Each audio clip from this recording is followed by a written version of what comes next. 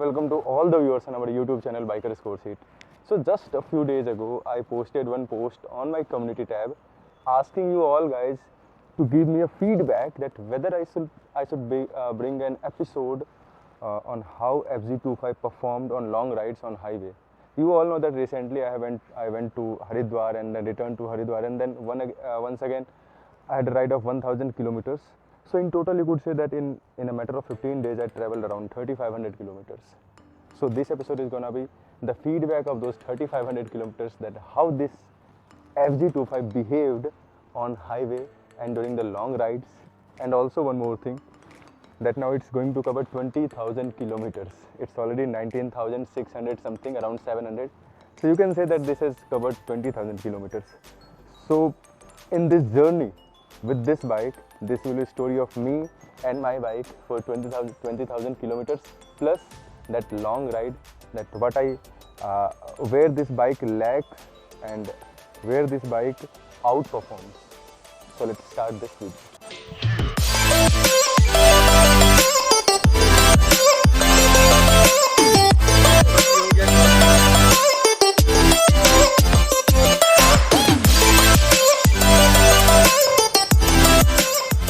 Primarily, I will bifurcate this review in two sections. Number one is performance, number two is riding ergonomics. So let's talk about the performance. So अगर मैं बात करूँ इसकी performance की, तो performance में मैं आपको क्लियरली ये कह सकता हूँ कि इसने कभी भी मुझे निराश नहीं किया है. If I talk about performance, then I can like bifurcate this in few more sections. Number one is power कैसी है, हाईवे राइड पे कैसी परफॉर्म करती है, अब जब बहुत लंबे टाइम तक इसको चला रहे हो. जैसे मैंने चलाया था, within 15 days I cover 3500 kilometres. So that was a huge, मतलब it was first time for me and for this bike as well कि हम दोनों साथ में इतनी दूर तक गए थे और इतना लंबा टाइम. कभी कभी किसी दिन मैंने इसको अराउंड 700-600 किलोमीटर्स भी रन किया था. So during all those events when all these things were happening, at no point, in fact at precisely I can tell you, at no point कहीं पर भी ऐसा नहीं मुझे लगा कि परफॉर्मेंस में कुछ गिरावट आई या परफॉर्मेंस कुछ खराब हो रही है इस बाइक की. ऐसा कभी नहीं हुआ. All the time this bike outperformed. When I was travelling, it was the month of April और May, huge, and you understand the impact of summer in the parts of northern plains like Delhi, and then you move to Uttar Pradesh, as well as in Madhya Pradesh, because you know that these parts really faces a huge temperature during the summer region. So उस समय भी कभी heating की भी issue नहीं आई. बहुत सारे लोगों की ये प्रॉब्लम रहती थी कि साउंड में कुछ प्रॉब्लम आती है. साउंड की भी कोई प्रॉब्लम नहीं आई. बिल्कुल इंटैक्ट होकर बाइक चली, कहीं कोई परेशानी नहीं आई. एक मजाक में भले मैं कह दूं, बट पूरे राइड के दौरान मुझे बस पेट्रोल डलवाना था. मैंने हवा तक भी इसमें नहीं डलवाया है. जब मैं वापस भोपाल आया तभी मैंने आखिरी इसमें हवा डलवाया था. उससे पहले मैंने कभी हवा नहीं डलवाया. One thing that I cared about this bike कि मैंने कभी भी इसको, अगर मैंने 1000 किलोमीटर कभी चलाया तो मैंने इस पर इतनी रहम की कि 700 किलोमीटर मैंने 70 to 85 के बीच में चलाया है. 200 किलोमीटर मैंने 85 to 100 के बीच में चलाया, और सिर्फ 10% ऑफ माई टोटल राइड जो किया मैंने वो 100 प्लस में चलाया था. बिकॉज आई डोंट थिंक कि रिक्वायरमेंट है उसकी, ज़रूरत नहीं है आपको इतनी तेज़ चलाने की. फर्दर मूविंग अहेड, अगर मैं परफॉर्मेंस की बात करूँ तो initially I faced a lot of problem with the gear shifting, but eventually that vanished. अब कोई इशू नहीं है इसमें. प्लस एक और चीज़ हो सकती है कि शायद आपको आदत लग जाती है, बट जोक्स अपार्ट, इसकी गियर शिफ्टिंग भी बहुत ज़्यादा अच्छी होगी टाइम के साथ. परफॉर्मेंस में कोई परेशानी नहीं है. You can like ride it all day long, और कभी आपको पावर में ड्रॉप फील नहीं होता है. ये चीज़ बहुत अच्छी इस बाइक में मुझे लगी है. इसके अलावा अगर मैं बात करूँ माइलेज की कि मुझे माइलेज क्या मिली, तो जो ओवरऑल माइलेज था वो मुझे हाईवे पे when I was riding it between 70 to 90, 42-43 की माइलेज बिल्कुल ईजिली मुझे मिल जा रही थी. इसको मैंने मीटर कंसोल पे भी चेक किया कि सेम माइलेज आ रही है. और इसके साथ साथ जब मैं दिल्ली से हरिद्वार गया था और हरिद्वार से वापस आया था, तो वहाँ पर बिल्कुल क्लियर कट हो गया था कि I like topped up fuel tank with 1000 of petrol, और अराउंड 9.5 लीटर्स आया था. 9.5 लीटर्स, प्लस इसमें थोड़ा सा पेट्रोल पहले ही से था, पर ऑलरेडी एफ लग चुका था. मैंने अपने वीडियो में ये मेंशन किया है, उस वीडियो में जिसमें मैं दिल्ली से हरिद्वार गया हूँ. तो यू कैन से कि जब मैं 9.5 लीटर्स पेट्रोल लेके हरिद्वार गया और हरिद्वार से सेम डे में वापस भी आ गया, इट वाज अराउंड 500 किलोमीटर्स, और जितना पेट्रोल मैंने डलवाया था उतना ही खर्च हुआ, उससे ज़्यादा खर्च नहीं हुआ. क्योंकि जब मैं जा रहा था तब भी एफ़ में 17 से 20 किलोमीटर के आसपास था, और जब मैं वापस घर पहुंचा तो भी मैंने देखा एफ लगा हुआ और 20 किलोमीटर रनिंग है। तो डैट मीन्स कि जितना मैंने सुबह डलवाया था उतना ही खर्च हुआ, वापस उसी पोजीशन पर आ गई थी। तो जब आप इसको कैलकुलेट करोगे ना तो आपको आराम से 42 43 की माइलेज मिल जाती है। तो जो मीटर कंसोल पे शो किया था और जो मुझे रियल लाइफ में मिला वो दोनों सेम थे, उसमें कोई बहुत ज़्यादा डिफरेंस नहीं था। अगर होगा भी तो कुछ पॉइंट्स के होंगे कि 41.8 होगा 42 की जगह, इतना ही हो सकता है, उससे ज़्यादा डिफरेंस इस बाइक में नहीं आई है। चाहे वो पावर की बात हो, चाहे माइलेज की बात हो, चाहे बहुत लंबे टाइम तक चलाने की बात हो, इंजन से आपको कोई प्रॉब्लम नहीं फील होगी। अब बिल्कुल आंख बंद करके भरोसा करके इसको बहुत ही लंबे राइड पे ले जा सकते हो। कहीं पे एक बार भी आपको ये प्रॉब्लम नहीं आई कि कहीं गाड़ी में कुछ ब्रेक डाउन ना हो जाए। ये प्रॉब्लम बिल्कुल नहीं कि मैंने फेस की, चाहे कितनी भी गर्मी थी, 45 के आसपास टेम्परेचर थी, फिर भी कोई प्रॉब्लम नहीं आई।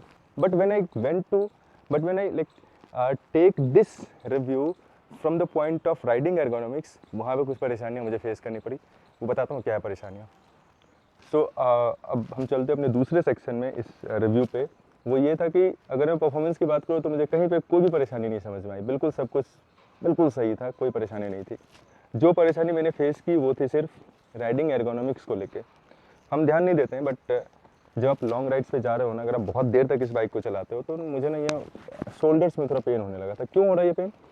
क्योंकि इसके जो हैंडल बार है वो बहुत ही नीचे की तरफ है, थोड़ा ऊपर होना चाहिए। And that is why I am like finding out some straighter handle bar, और मैं इसमें वो लगाने वाला हूँ कुछ दिनों में, ताकि ये हैंडल थोड़ा ऊंचा हो जाए। क्योंकि बहुत नीचे है ना, तो बहुत देर तक आप ये जब ये ऐसा मेंटेन रखते हो और ऐसा पोस्चर मेंटेन रखते हो और आपका हाथ जो है बहुत तेज़ी से डिक्लाइन होता है, तो आपके शोल्डर पे ना बहुत वेट आता रहता है, because all the time you are like this. आप हाई स्पीड पे चलाते रहो तो 80-90 पे, तो आप रिलैक्स होकर भी नहीं चला सकते हो ना कि आप इस तरीके से रहो कि कोई फ़र्क नहीं पड़ रहा मुझे। आपको थोड़ा इन्वॉल्व होकर, डेडिकेट होकर बाइक चलाना पड़ता है। उन केसेस में यही होता है कि जब आप डेडिकेट होकर चलाते हो या इन्वॉल्व होकर चलाते हो तो आपके शोल्डर पे थोड़ा ज़्यादा प्रेशर आता है, ऐसा मुझे फील हुआ। तो बेसिकली मैं कहना क्या चाह रहा कि क्योंकि ये स्पोर्ट्स नेकेड बाइक है, वी ऑल नो, तो आप इसको बहुत लंबा एडवेंचर के जैसा यूज़ नहीं कर सकते हो। परफॉर्मेंस में कोई इशू नहीं आएगी, लेकिन राइडिंग एर्गोनॉमिक्स में आपको फील होगा कि yes this is a sports naked bike and this will be used in city only, क्योंकि वहाँ पर आपको थोड़ी परेशानी स्टार्ट हो जाएगी। सेकंड थिंग क्या है, ये जो टैंक है ये फाइबर का है, कंप्लीट फाइबर का है। सो आप इस पर कुछ भी अगर बैग डालते हो ना, बैग रखते हो तो वो स्लिप करता रहता है, वो भी एक प्रॉब्लम आ रही थी। सो थर्ड थिंग क्या है इसमें कि इसके जो ब्रेक्स लीवर है ना बहुत ही ऊपर है, तो आप कभी भी बाइक चलाते हो तो आपको इधर रखना पड़ता है, और उसके बाद जब ब्रेक दबाना तो आपको उठा के ऐसा रखना पड़ता है। सो that was what I was not liking for the long ride. मुझे ऐसा चाहिए था कि मैं ये पाँव यहीं पे रखूँ और उसका लीवर नीचे रहे। अभी क्या होता है कि अगर मैं पाँव यहाँ पे रखता हूँ तो वो ऑल द टाइम क्या रहता है, फिर ब्रेक दबा रह जाता है। तो शॉर्टर राइड्स पे फ़र्क नहीं पड़ता, उससे कोई इशू नहीं आती, but for long rides that becomes a really huge problem. क्योंकि आपको हर वक्त ना, अगर ब्रेक लगाना है, रियर ब्रेक लगाना है, तो आपको पाँव उठा के फिर रखना पड़ता था ब्रेक पे। ये परेशानी आ रही थी मुझे। Moving ahead I will take this review in one more aspect which is कि इसको 20,000 किलोमीटर हो गए हैं, और जो एक प्रॉब्लम मुझे अब दिख रही है इस बाइक में वो ये है कि let me show you that thing, कि जब से इसने 20,000 के आसपास किलोमीटर पहुँचा है तो इसके जो रियर ब्रेक पैड्स है वो ख़राब हो गए हैं। You can see right hair,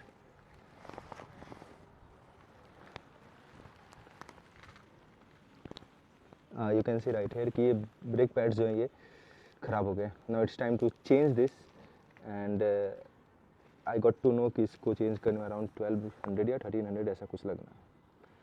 so I will change that, but ये 20,000 किलोमीटर होते होते अगर आपके पास भी बाइक है तो वो ऐसी हो जानी है। मैं रिमाइंडर दे रहा आपको। So for me this was it, this was the complete review that I felt with this bike. The journey has been very beautiful, बहुत ही शानदार जर्नी रही अभी तक मेरी इस बाइक के साथ। One thing that I would like to mention right here है, वो बहुत ही इंपॉर्टेंट है, वो बताना बहुत ही ज़रूरी है, that other than oil filter और एयर फिल्टर अभी तक इस बाइक में कुछ भी चीज़ लगानी नहीं पड़ी है मुझे अभी तक। अब वो सिर्फ जो पीछे के जो ब्रेक पैड है वो चेंज होना है, उसके अलावा बिल्कुल शोरूम कंडीशन में बाइक है, कोई भी चीज़ चेंज नहीं हुई अभी तक इस बाइक में। सब कुछ वही है जो जब मैं खरीद के लेके आया था, वैसे ही सब कुछ अभी तक इस बाइक में है, nothing has changed. So this is miraculous, because 20,000 kilometre चलते चलते बहुत सारी गाड़ियों की हवा टाइट हो जाती है, बट इसकी नहीं हुई है। परफॉर्मेंस में भी ड्रॉप नहीं आई है। मैं इसकी टॉप स्पीड अभी भी मैं चेक करता हूँ तो मेरे को 130-135 आराम से मिल जाती है। सो यू कैन सी कि ना पावर ड्रॉप हुआ है ना माइलेज ड्रॉप हुआ है। पहले भी 40+ की माइलेज मिलती थी, अभी भी मिल रही है। लॉन्ग राइड पे ले गया उस वक्त भी, जब दिन भर चला रहे थे तब भी 42-43 की माइलेज मिल रही थी। हीटिंग इशूज़ नहीं आ रही थी। हीटिंग इशूज़ आती है, लेकिन मैंने पहले बताया है कि वो लॉन्ग राइड्स पे नहीं आती है, सिटी में आ जाती है, लॉन्ग राइड्स पे नहीं आती है। जब बहुत देर तक अगर ट्रैफिक में आप फंस जाते हो और खास करके गर्मी में, तो फिर आपको थोड़ा हीटिंग इशू जाती है। Other than that there is no problem at all. There is one more thing that I would like to add, if you consider this bike for your long rides, तो आप ना सामान carry करते हो। सामान carry करते वक्त ना इसमें कुछ भी एडिशनल नहीं है जहाँ पर आप सामान अपना रख सकते हो या टाई कर सकते हो। टाई करने के लिए भी कुछ ऐसे जैसे कोई ये जो आप देख रहे हो, ये मैंने खुद से उसको हटाया था, जो पीछे का फेंडर था, जो मड गार्ड रहता है पीछे का, उसको मैंने हटाया था, तो मुझे यहाँ पर ये गैप मिला। अदर देन दैट, जैसे हम डोमिनर 250 में देखते हैं, वहाँ पर ऐसे सेटअप किए गए हैं कि आपको अगर सामान रखना है तो उसको बांधने के लिए वहाँ पर ऐसे सेटअप किए गए हैं। इसमें वो मिसिंग है, तो उसकी वजह से थोड़ी परेशानी होती है जब आप अगर सामान पीछे रखते हो तो। फिर क्या होता है कि आपको सैडल बैग और टेल बैग ये लेके रखना पड़ेगा। उसके अलावा अगर आप ले जाते हो तो आपकी हालत भी मेरी जैसी हो सकती है। आपने देखा था मेरा बैग जल गया था जब मैंने उसको साइड में रखा था। तो सो that was a lesson that I learned from this. So this was my review for this bike. I hope आपको ये पसंद आया होगा। अगर आपको और भी कोई सवाल है रिगार्डिंग दिस कि ये लॉन्ग राइड्स पे कैसा परफॉर्म करती है, अगर कोई ऐसी चीज़ है जो मुझसे छूट गई हो, do let me know in the comment section. और अगर आपको वीडियो पसंद आया तो चैनल को सब्सक्राइब करिए, वीडियो को लाइक कर दीजिए। एंड यस, इंस्टाग्राम पेज पे बहुत जल्दी एक कॉम्पिटिशन आने वाला है, so do connect with me on my Instagram page. और अगर आप ये वीडियो फेसबुक पेज पे देख रहे हैं तो do like the Facebook page as well. Thank you so much for watching this video. मिलते हैं अगले वीडियो में। 10 डेज 10 वीडियो का चैलेंज हम कंप्लीट कर रहे हैं। सो मिलते हैं कल फिर। राइड सेफ, जय हिंद।